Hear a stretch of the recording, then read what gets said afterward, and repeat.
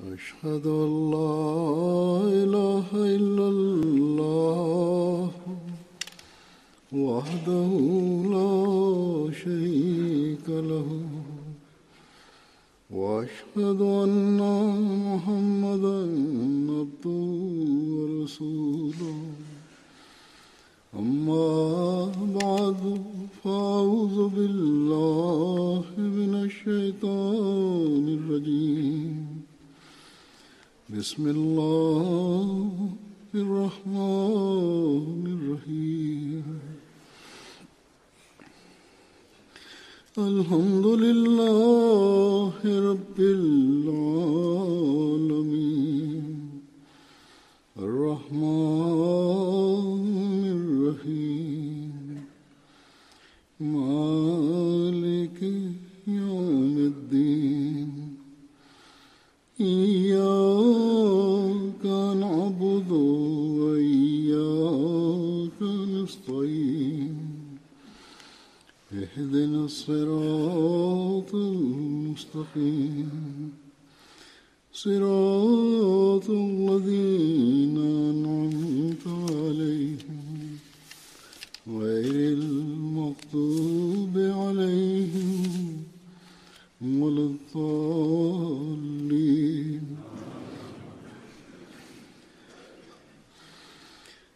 لن تنالوا البر حتى تنفقوا مما تحبون وما تنفقوا من شيء فإن الله به عليم.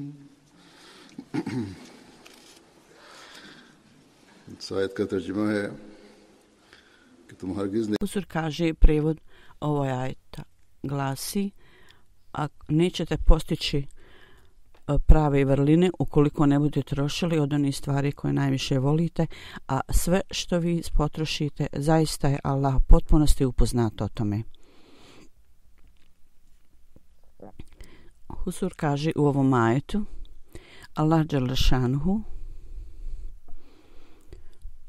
je spomenuo o ovom predmetu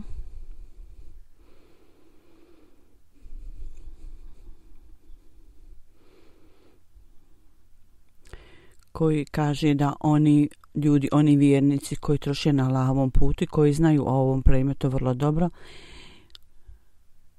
i istinski prava demonstracija pokazivanja toga je pokazao časni poslanik i njegovi ashabi. Oni su sve što su imali trošili radi Allaha. Ovo su bili ljudi koji su uistinu razumjeli ovaj ajet da istinsku vrline i pobožnost kako možete to steći i da bi to postigli najveća tačka vrlina i najviši standard bogobojaznosti koji je najviši standard i morala, što je i također najviša tačka trošenja na Allahovom putu i najviši standard način da postignete Allahovo zadovoljstvo. Na jednom mjestu je spomenuto da kad je ovaj ajet bio objavljen, Hazret Ebu Talha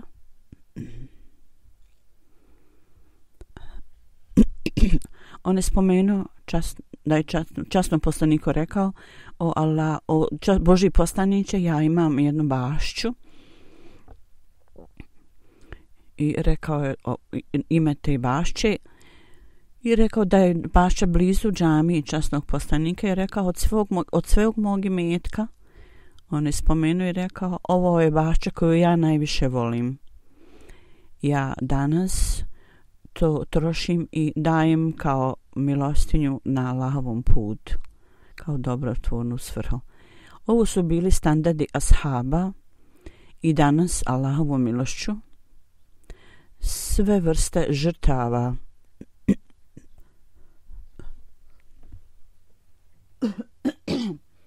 najviše moguće shvatanje ovog žrtvovanja može se vidjeti kod sljedbenika koji slijede najpokornijeg koji je najpokorniji slijedio časnog poslanika i istinsko žrtvovanje je samo učinjeno od strane Ahmedi muslimana, samo on čini istinsko žrtvovanje. Danas svjetski ljudi trče za imetkom a ogroman broj Ahmedi muslimana koji zarađuju ogromno bogatstvo, oni dobiju ove pare i kad god ih se podsjeti o finansijskom žrtvovanju, oni nude ove žrtve i daju ove žrtve i sve ove stvari su rezultat stalnog, neprestalne obuke koje je obećan Mesija alejhi selam nama dao. U raznim prilikama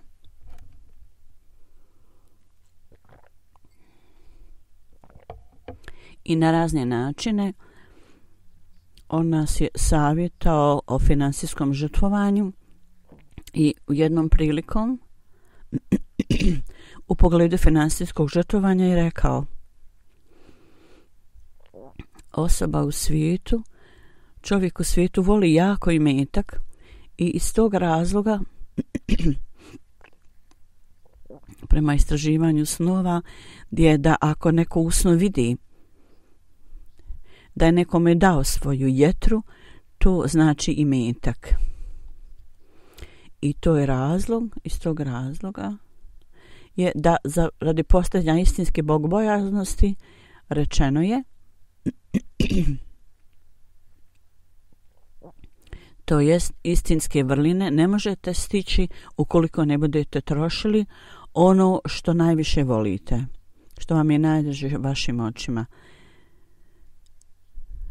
Jer ljubaznost prema Allahovim stvorenjima zahtijeva određeno trošenje na Božjem putu.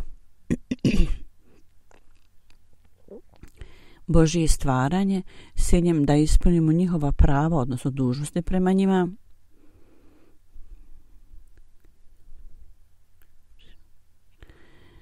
i kažu da veliki zahtjev potreba ovih ljudi su i novac i za ljude i za Allahova stvorenja. To zahtjeva žrtvovanje, to je zapravo dio vjere i bez toga vjera uopšte nije potpuna. Dakle, ispunjavanje dužnosti prema drugim ljudima je dio vjere i bez toga vjera nije potpunjena i nije ojačana, nije snažna. I on kaže, ukoliko osoba nema praksu da ispunjava potrebe drugih i da olakšava probleme drugih ljudi i davanje prednosti drugima, to je sve neophodno i to je ono što je spomenuto u ovom ajetu. Upravo ova odlika ovo ističe i zbog toga trošenje imetka na Allahovom putu je velika sreća osobe i standard osobe bogobojaznosti se kroz to može vidjeti. Ovo je mjerilo kojim možemo odmjeriti bogobojaznost ljudi. U životu časnog poslanika sallallahu alejhi ve sellem, u njegovom životu, on je pokazao određen nivo, najviši nivo predanosti i žrtvovanje koje je on učinio. I jedan put kad je trebalo, on je donio sve što imao od svoje kuće. Hazreti Ebu Bekr zapravo na poziv časnog poslanika on je donio sve što imao kod kuće. Hazreti Ebu Bekr radijallahu anhu je uvijek tako se ponašao i žrtvovao sve što je imao. Jedan put kad je Hazreti Omer također donio polovinu svog imetka, polovinu onoga što je imao, Hazreti Ebu Bekr je donio sve što je imao i svi ashabi u skladu sa svojom mogućnošću također su činili finansijsko žrtvovanje. I ovo je zapravo standard žrtvovanja koji obećani Mesija alejhi selam je dajući ovaj primjer želio da stvori među nama, kod nas. Kao što sam rekao, ima mnogo Ahmedi muslimana koji uvijek nastoje da dostignu taj visoki nivo žrtvovanja kad oni nađu u časnom Koranu, također u hadisu i također u govoru obećanog Mesija alejhi selama, kad pročitaju ove stvari, onda su potpuno sigurni da Allah dželešanu kad je spomenuo o trošenju na Allahovom putu i kad je ova stvar spomenuta, da to se odnosi na ovaj ajet koji kaže da treba dadnemo ono što najviše volimo. Allah nije rekao da će samo uzvratiti za tu stvar, nego će dati više. Dakle, kad Ahmedi čine ovoj vrstu žrtava, žrtvuju se, one su sigurni, potpuno sigurni da će Allah dželešanu nama dati za uzvrat mnogostruko. I ovo je naše iskustvo. I oni Ahmedi koji troše u skladu sa ovim govorom časnog poslanika, da onaj koji dadne jednu hurmu iz svoje čiste zarade na Allahovom putu, kad on dadne tu jednu hurmu, Allah dželešanu prihvata ono samo što je čisto, i ovo je jako važna stvar da razumijete, da novac koji dobijete iz prevare, Allah to ne prihvata i ne nagrađuje.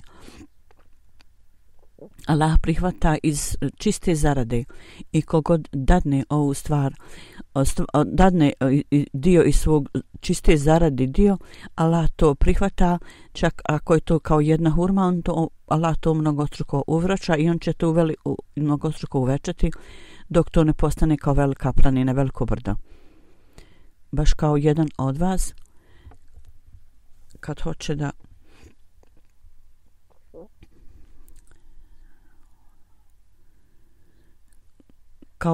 kad hoće da uzgaja ovcu, on kupi malu, pa onda odhrani i ona postane velika. Kad čitamo sve ove izjave časnog poslanika, ove priče nisu priče prošlosti. Zapravo, čak u ovo vrijeme, ovi ljudi troše na Allahovom putu i ovo je naše lično iskustvo također. I ova stvar uvećava njihova sredstva i također uvećava njihovu vjeru. Ima nekih primjera koje ja želim danas spomenuti. Huzur kaže, u Kamerunu, u zemlji u Africi, misionar tamo na dužnosti kaže da je jedan Ahmedi koji prošle godine nije bio zaposlen i stanje mu je bilo tako teško da je bilo teško njemu da hrani familiju. U tom stanju došao je na džumu namaz i kad je sekretar spomenuo Keđedid programu, Abdullah Sahib je dao 10.000 franaka iz svog džepa. Kad je čuo ovu najavu, ovaj čovjek je dao sve što je imao u svom džepu. I on kaže, Allah dželešanu je primio moj doprinos i za jednu sedmicu jedna privatna kompanija mi je dala posao i moj prihod je sada 100.000 puta veći, zapravo 100.000 što je 10 puta više od onog što sam ja dao. Ovo je poseban blagoslov Allaha dželešanu. Zbog toga ja sam cijeli jedan mjesečni prihod dao za ovu svrhu. Ima vrlo siromašnih ljudi.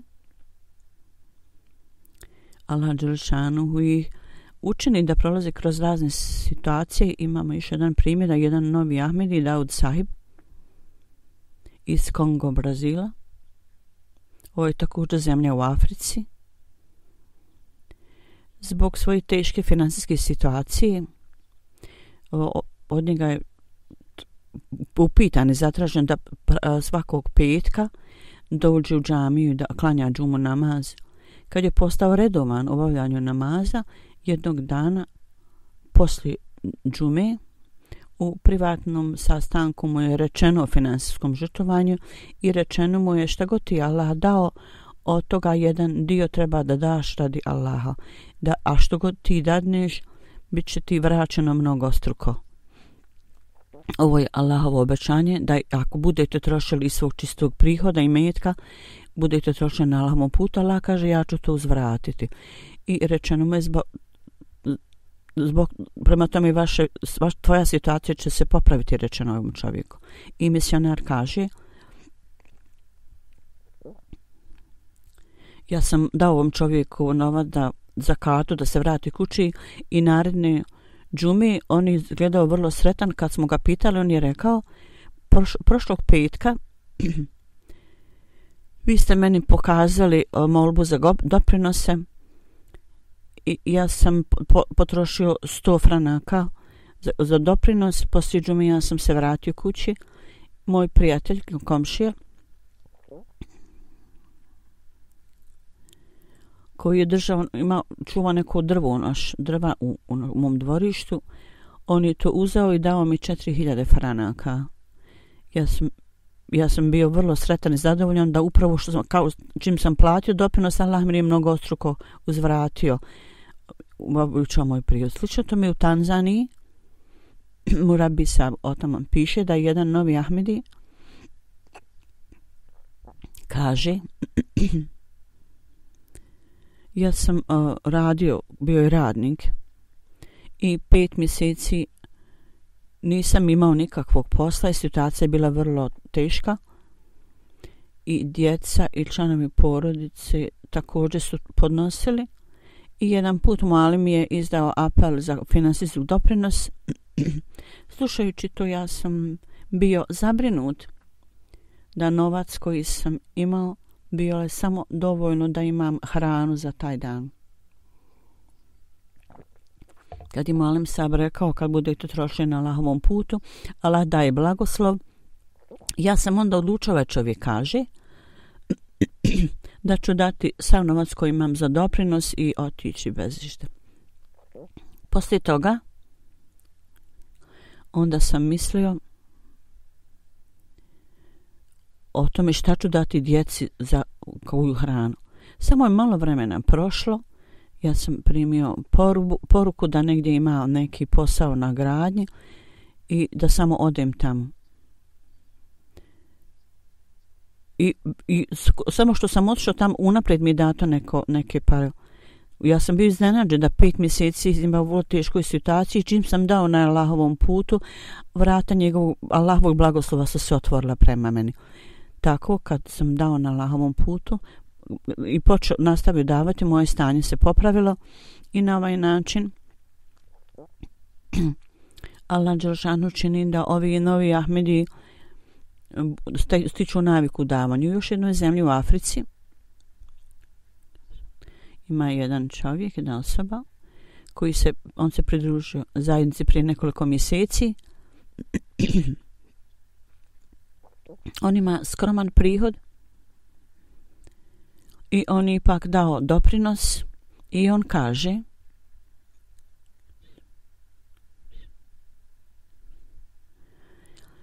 prije mog doprinosa moje stanje nije bilo baš dobro. Međutim, sada je Allah dželešanu blagoslovio moj posao. On je sada musi i umjesto 500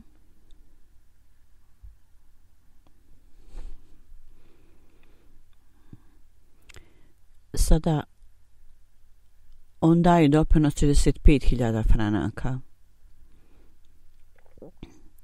Neki neahmedi misle da džemat daje finansijsku neku pomoć.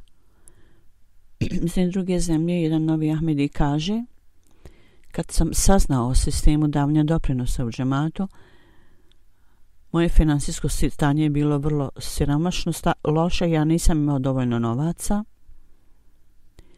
i neki ahmedi su mi rekli davanje doprinosa je puno blagoslova i ako to daniš na Allahovom putu, Allah to mnogostruko uzvraća. I on kaže, sam imao samo 60 eura i mislio sam da treba da dam doprinos i na Allahovom putu, da se žrtvujem i da vidim šta će se dogoditi. I on kaže, samo je nekoliko dana prošlo poslije kad sam ja dao doprinos, naredno moje bankovno stanje je došlo kući. Ja sam vidio da na mom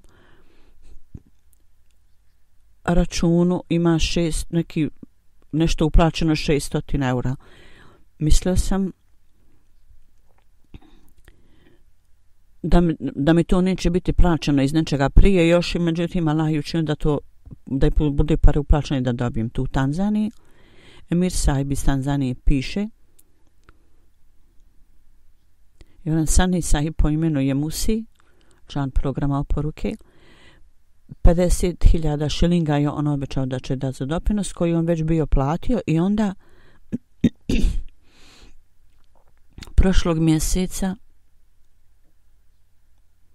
on je vidio Huzura u snu i kao da je Huzur došao u njegovu kuću u snu je vidio i pitao ga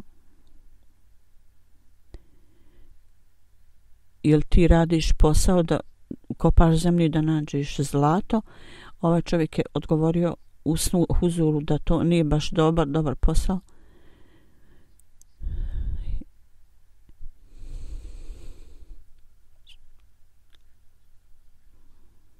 I također je čuo da mu glas kaže da treba da uveća doprinos u Tahrike Jadid programu.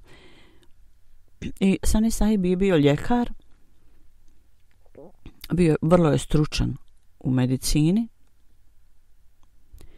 tako da poslije toga Allah tako blagoslovio ga i jako mnogo pacijenata, bolesnika iz dalekih krajeva su dolazili i uvećao se broj njegovih pacijenata i poslije toga u toku zadnjeg mjeseca on je imao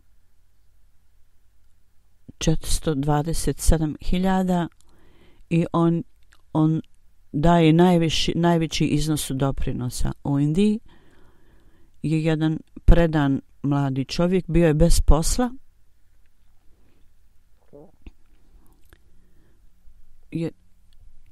nije imao posla, nije mogao da plati kiriju i u vrijeme Tahrike sekretar kaže kad sam otišao vidio njegovo stanje ništa nisam rekao, nego on je sam lično želio da nešto kaže i rekao je zapravo sekretar je rekao ja nisam znao tvoje stanje, prvo sam mislio da ću te pitati da daš neki doprinos, međutim sad kad sam vidio tvoju situaciju ja ne mogu ništa reći. Ti prema svojoj mogućnosti koliko možeš koliko se obećaju, koliko možda rekao 100.000 ili 100 rupija i ja ću ako Bog da osloniti se na Allah, ja ću to platiti. Allah ga je blagoslovio i on je dobio posao mnogo bolji nego prije i dao je doprinos za 2 godine, i prošlu godinu i ovu godinu. Na jednom ostrvu misionar o tamo piše, ovo je vrlo siromašna zemlja, ljudi uzgajaju povrće i od toga žive. Jedan Ahmedi, on radi u prodavnici i daje doprinos i kaže što više doprinosa ja dajem, ja svakog mjeseca dobijem duplo uduplano iznos prihoda. Jednog dana žena je rekla zašto daješ toliko para? On je rekao, čovjek je Allah dželešanhu uzvraća mnogostruko moj doprinos i zato ja nastavljam davati i većam svoj doprinos. Dakle, on je dao određeni iznos za članarinu i on je znao da će, bio sigurno će Allah to duplo vratiti i narednih mjeseca vlasnik radnje je svim zaposlenima dao kao nagradu i kaže to je bilo više nego duplo od onog što sam ja dao. Tako da Allahovom milošću on uvećava svakog dana svoj doprinos i Allah ga blagoslovio. U Kanadi Murabi Sahib je napisao, sekretar Tahrike Jadid leđne organizacije ženske, da je Hazreti Muslima Maud u to vrijeme dao apel da platimo doprinos, da dajemo za doprinos.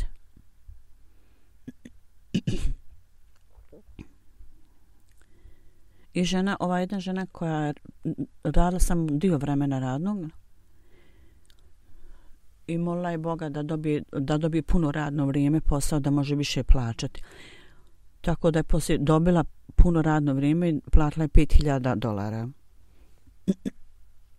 i dala je to za doprinos.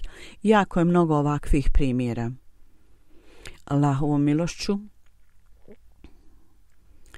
od početka džemata do danas predani ljudi imaju iskustvo i doživjeli su ovakav tretman Allahov. Ima i novi Ahmedi stari, ja sam neki spomenuo, na temu žrtvovanja u ovo vrijeme i ovo doba. Žrtvovanje Ahmedi muslimana je izvanredno i ističe se. Svi Ahmedi, pogotovo stari Ahmedi, vrlo dobro znaju da je ovaj period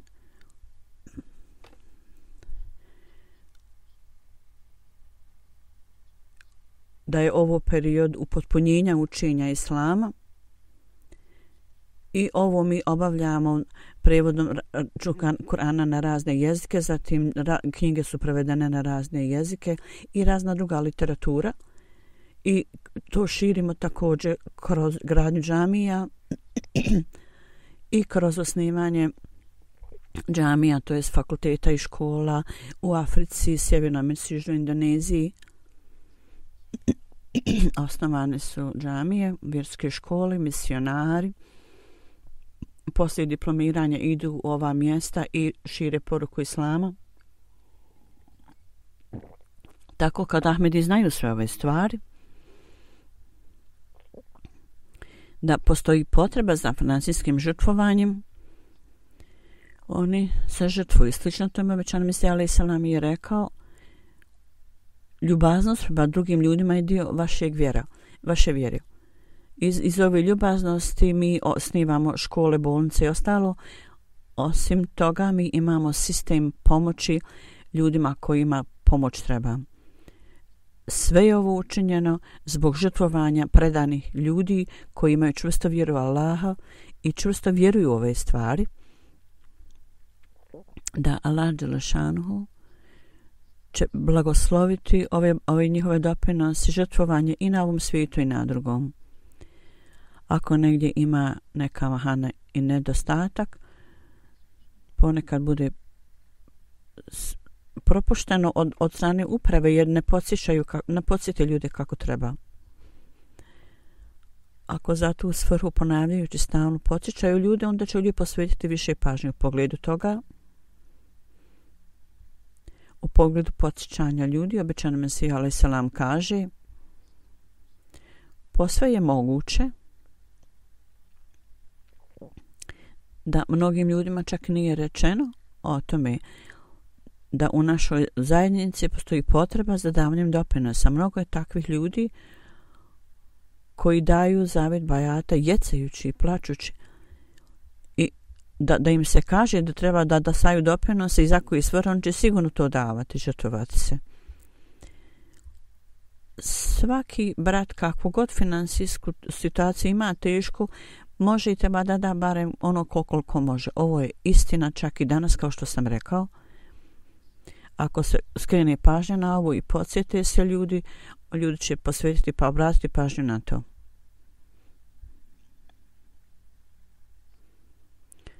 Iz ovog razloga ja sam rekao da treba da se uveća broj davaca doprinosa i to se dogodilo.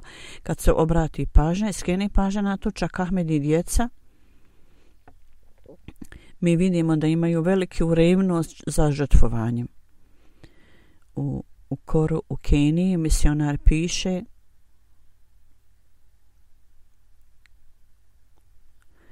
Abu Bekr Sahib, koji je predsjednik lokalnog džemata tamo, i on radi kao hirurg. On je vrlo predan Ahmedi. On putuje u razne oblasti, međutim redovno dolazi u džamiju, ali ima 3 kćeri i uvijek ih povede sa sobom. On je postavio MTA antenu i tako da su svi radnici koji rade s njim u stanju da gledaju program. On kaže, neko vrijeme ja sam već bio u stanju, gledali smo hudbu i bili smo u stanju da platim za tahrike džedid, poslije toga, poslije džuma namaza, On je pitao Murabi sahiba i rekao moje kćeri su također slušale ovo i u toku sedmice on je otišao na put i kad se vratio kaže, moja kćerka koja je svoje samo 5 godina, ona je dala imala je 25 šilinga u ruci i došla je ocu svom i rekla od ovih 25 šilinga, 20 šilinga ja želim da dam doprinos za Tehrike Džedida, za 5 ja ću kupiti nešto drugo. U Liberiji misionar kaže u toku skupljanja doprinosa za Tehrike Džedid jedan džemat Legima kad je tamo rečeno im šta je Tehrike Džedid, svi se ljudi pridružili i djeca i odrasli i u skladu sa svojim mogućnostima oni su dali doprinos. Jedna mlada kći koja je imala samo 5 ili 6 godina također je dala doprinos.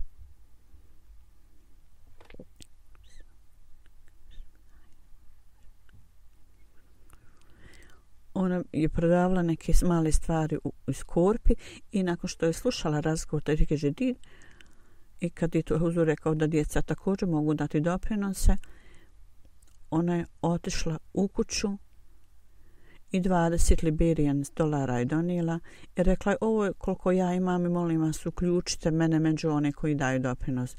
Dakle, na ovaj nevini gest djeteta i roditelji su dali doprinos. Ovo su primjeri žrtvovanja. Ovo je jedinstvena odlika Ahmedi muslimana. Bilo da su to mala djeca ili odrasli ljudi. I bez obzira gdje žive, u kojem dijelu svijeta. Žrtvovanje djece, djeca se žrtvuju i oni su zapravo naša budućnost. Da Allah učini da tako bude, da takva djeca uvijek se rađaju do kraja koji će imati želju i predanost za žrtvovanjem i također da ispune svoje obećanja. Kao što uvijek vidimo, na kraju godine ja najavim broj doprinosa. Danas je 83. godina Tehrike Džedid i ja ću spomenuti neke detalje o prošlog godine. 82 godine su se završile. 83 su završile, danas počinje 84. godina. Izvještaj koji smo primili do sada ove godine u finansijskom žrtvovanju Tehrike Džedid 12 miliona i 25 hiljada funti je džemat bio u stanju da predstavi mu doprinos. I u poređenju s prošlom godinom, Allahovom milošću, ova iznos je više od 1,5 miliona. Uključujući Pakistan, Njemački je broj 1, osim Pakistana. Pakistan je prvi, onda Njemačka, znači oni tamo grade džamije i leđne žene se također žrtvuju. 3 miliona eura su skupili za džamiju. Oni nisu vrlo bogati, međutim, Allahovom milošću njihov duh i njihova želja za žrtvovanjem su prisutni da ih Allah dželešanu blagoslovi njihovu finansijsku stranu i da primi njihove žrtve. Druga je Britanija, 3 Amerika, 4 Kanada, 5 Indija, 6 Australija, onda Indonezija, 8 je džemat na Srednjem istoku, 1 džemat na Srednjem istoku i 10 je Gana. A po glavi plaćanje najveće je 1 džemat na Srednjem istoku, broj 2 isto, zatim Švicarska, zatim Britanija. Broj ljudi koji su se pridružili programu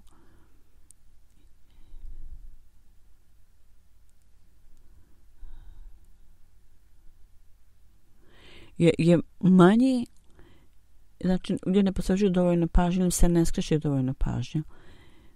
Zatim Amerika je 5, 6 Australija, 7 Švedska i broj učesnika plaćanja u Njemačkoj vrlo je blizu njihovom ukupnom broju, znači da je Tahrike Džedid obavljene posao u pogledu skretanja pažnje na ovo ljudima, oni su vrlo naporno radili. Švedska, Norveška i još jedna zemlja.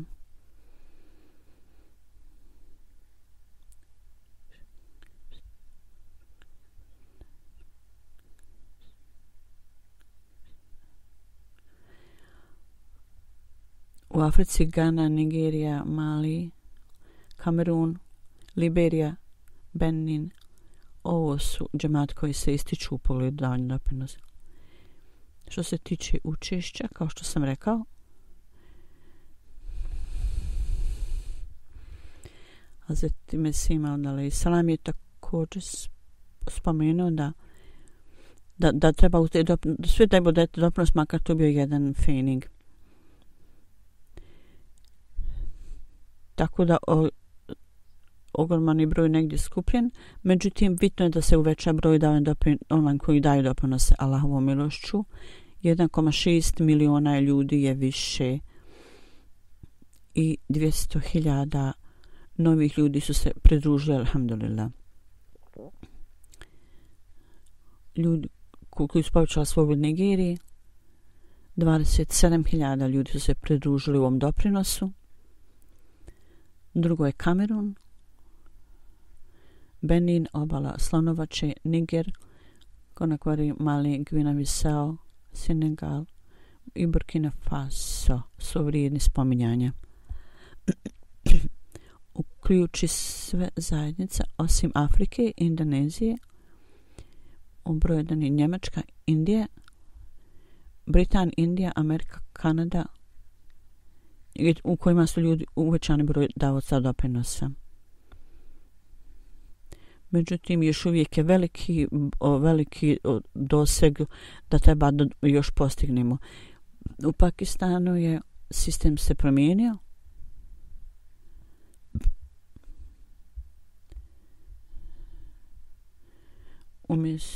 Umjesto oblasti, izvještaj kako džemat dao prva je Rabba, Šiklagor, Zimbabad, Karači i Lahore. Šehamutar, Bišavar, Kota i Guatemala. Na ovom nivou oni koji su dali najveće žrtve su Sargodha, Faisalabad, Gujarat, Naroval, Panch, Hyderabad, Barfu,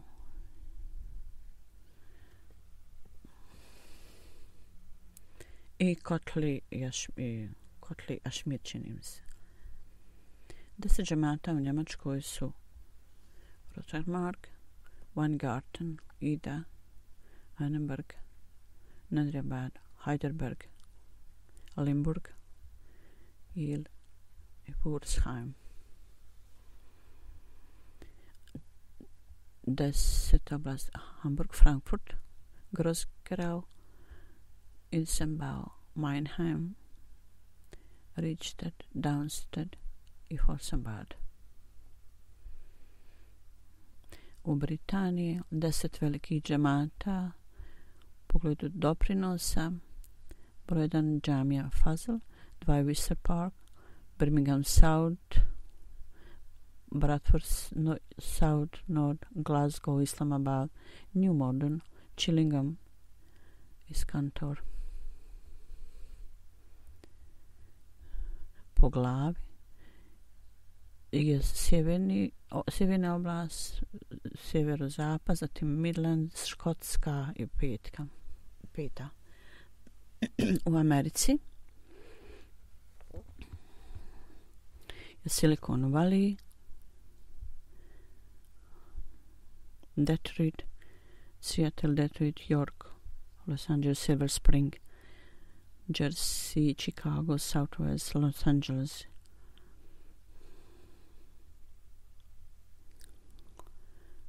Od lokalnih džemata u Kanadi, Vaughan, East Village, Brampton, Vancouver. U Indiji džemati koji se ističu su Calcutta, Kerala, Lingana, Amelado, Elisa, Bengal Dali,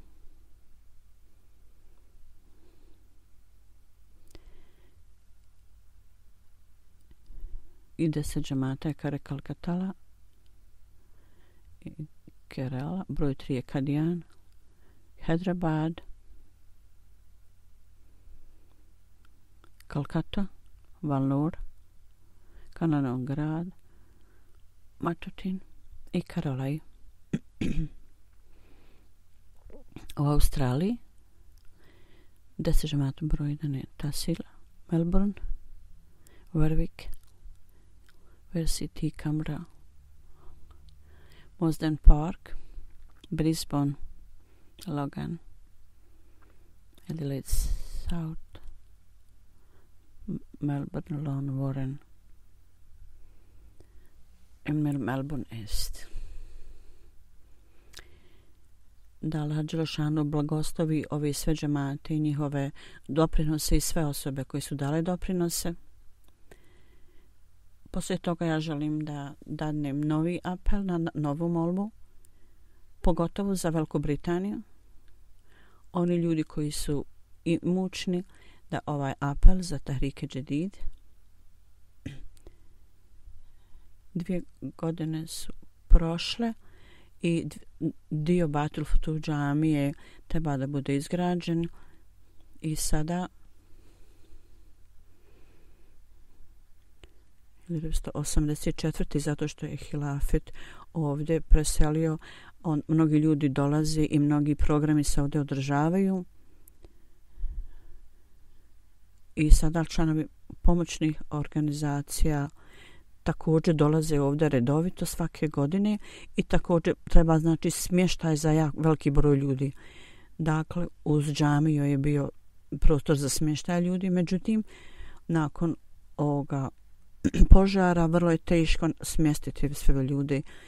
Sada planirana je dogradnja da se dogradi ponovo džamija i ovo je veliki projekat.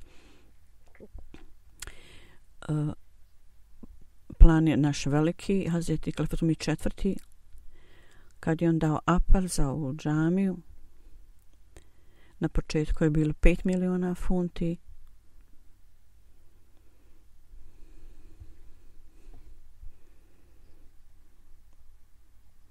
Međutim, bili su troškovi na neke druge svrhe i onda je 5 miliona funti još trebalo, tako da su kasnije izrađene druge stvari i džemat je mora potrošiti iz nekih drugih izvora i do velikog mjere je bilo završeno.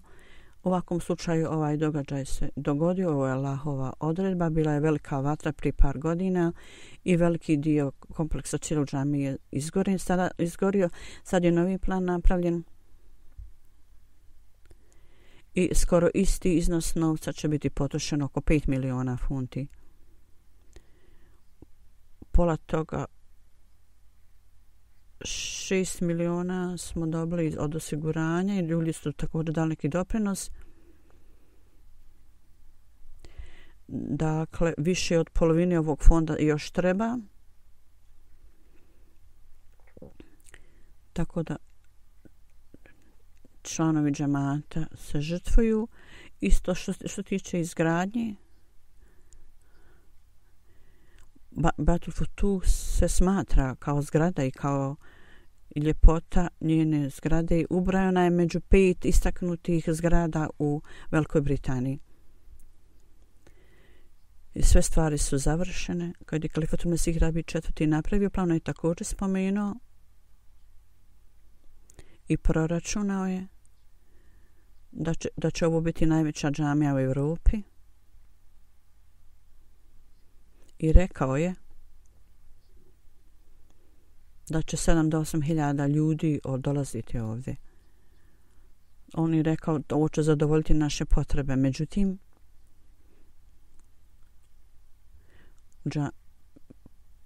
zapravo 10.000 ljudi može stati u džamiju, uključi ženski i muški prostor.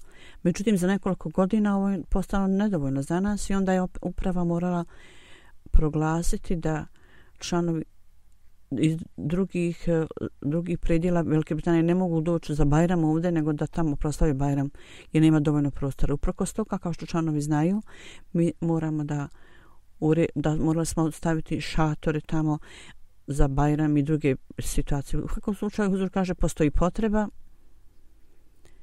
i koliko god možemo to da učinimo, treba da planiramo na taj način i ljudi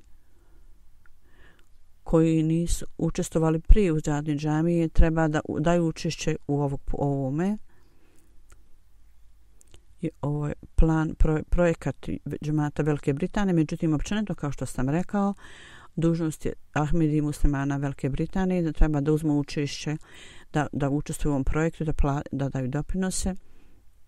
Iz drugih zemalja utjecajni imućni ljudi treba također da pomognu i pomoćne organizacije i zajednice također treba da daju učešće. Jer sada gosti dolaze tokom godine iz svih krajeva svijeta. I Velika Britanija je domaćin i ugošćava ove sve ljude. Mesih Maud alejhi selam je spomenuo jednom prilikom da u pogledu kasnijeg doba džama je bila izgorela i ljudi su otišli kralju i rekli džamija je izgorela. Kad je čuo ovu vijest, on je pao na seđdu i zahvalio se Allahu. To je bilo iznenađujuće i oni su rekli, Gospodine, zašto treba da sad zahvaljujem Allahu? Božja kuća je izgorila i ljudi su bili jako potreseni. Kralj je rekao, ja sam već dugo vremena mislio i osjećao sam se tužan da je ovako velika džamija izgrađena i 1000 ljudi su se okoristile. Ja sam želio da bude nekakav plan da ja dadem doprinos za tu. I ja sam vidio ovu džamiju završenu iz svih strana i nisam vidio gdje ja mogu dati doprinos. Danas, Allahovom milošću, Allah je otvorio jedan put za mene da dam doprinos. Kao što sam rekao, Huzur kaže, oni ljudi koji nisu bili u stanju se pridruži, sada treba da se pridruži da daju doprinos. I treba da ispunite sve one iznose koje ste obećali prvu godinu, 1/3 toga i zatim druge 2 godine 2/3. Detalji napravljeni su ovog plana za dogradnju, za popravljanje i novu izgradnju dijela džamije.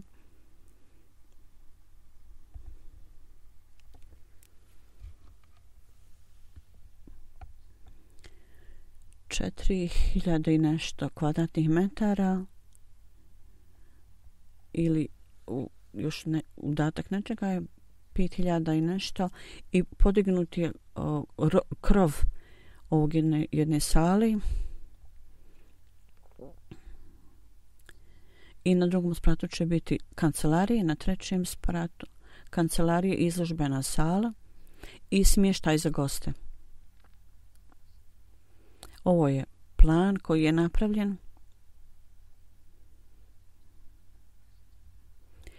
Plan je napravljen na takav način da imamo dosta prostora i da ljudima bude udobno kad dođu.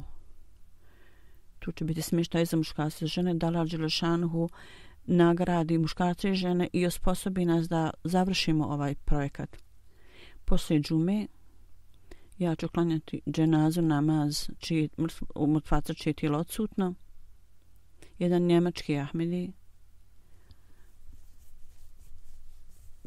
krajem oktobra on je umro od srčanog udara 40 i nešto godina. Inna lillahi wa inna ilaihi rađiun. Prije davanja zavjeta bajata on je rekao, moj otac nije bio redovan u namazu, međutim nakon što je dao zavjet bajata on je postao redovan u namazu i također nam govorio o važnosti džemata i o važnosti ibadeta. I kaže, vodio nas je sa sobom u džamiju i čitao je knjigu obećanog Mesije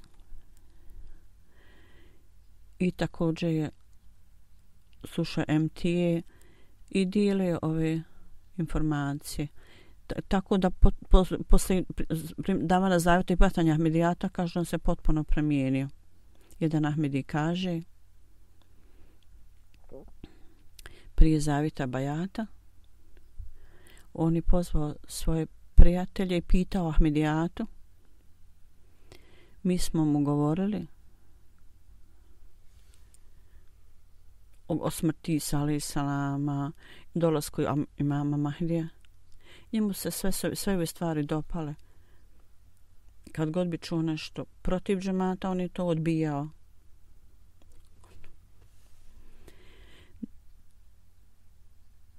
Nakon davanja zavjeta bajata, pod lažnim optužbama on je bio zatvoren. Međutim, on je pokazao ustrajnost i čvrstinu i odanost. Drugi članovi su također rekli, poslije davanja zavjeta bajata, on je potpuno se promijenio. Kad god bi govorio o religiji, predstavljao je Kur'an i navodio navode iz Kur'ana i hadisa. I ljudi su bili iznenađeni koliko znanja imao, da pitali su odakle je to stekao. On je rekao, svo ovo znanje sam stekao iz knjiga obećanog Mesija alejhi selama, jer on je dobivao svjetlo od časnog poslanika sallallahu alejhi ve sellem. Osim žene, ostavlja iza sebe jednog sina, jednog kćer. I mnogi članovi njegove porodice, uglavnom su Ahmedi, da Allah dželešanu uzdigne njegov položaj, ovog umrlog, ima milosti prema njemu i da mu dadne mjesto među svojim miljenicima i također da pazi na njegovu ženu i djecu i da ih Allah učini pobožnim i osposobi ih da slijedi njegovim stopama.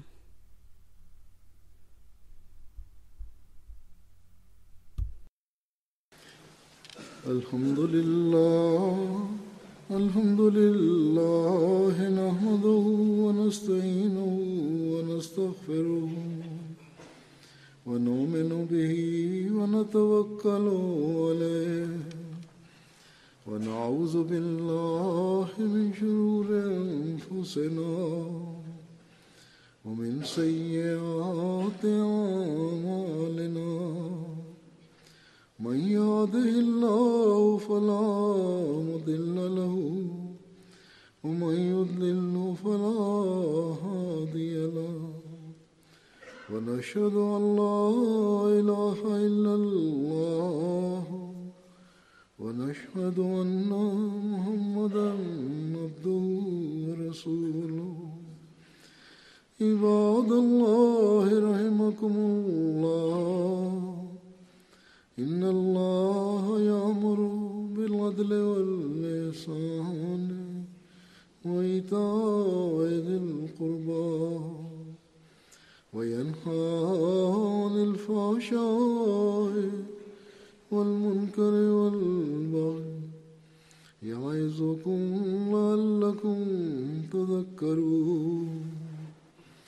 اذكروا الله يذكركم وادعوه يستجب لكم ولذكر الله أكبر.